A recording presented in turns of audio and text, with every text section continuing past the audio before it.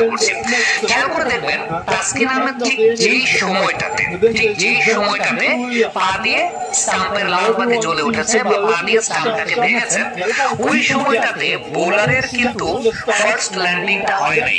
First landing বলতে বোঝায় আমরা যখন বোলিং করি, বোলিং করার সময় আমাদের পেছনের পাটা অর্থাৎ ব্যাকফুটটা যখন ডেলিভারি স্ট্রাইডে প্রথম টাচ করে, খেয়াল করে দেখেন যে সময়টাতে তাসকিন আহমেদের পাটা স্টাম্পে আঘাত করেছে ওই সময় কিন্তু বোলারের দুটা পাই শূন্যে, অর্থাৎ ব্যাকফুটের ফার্স্ট ল্যান্ডিংটা তখনো হয় নাই।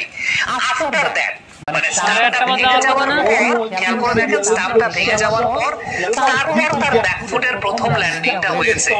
সো ব্যাকফুটের প্রথম ল্যান্ডিংটা হওয়া মানে হচ্ছে বোলারটার ডেলিভারি স্ট্রাইডে গেছে। ব্যাকফুটের প্রথম ল্যান্ডিং হওয়ার আগ পর্যন্ত বোলারটার ডেলিভারি স্ট্রাইডে যান নাই। সো আলটিমেটলি তাসকিন আহমেদ যেহেতু বোলারটার ডেলিভারি স্ট্রাইডে যাওয়ার আগেই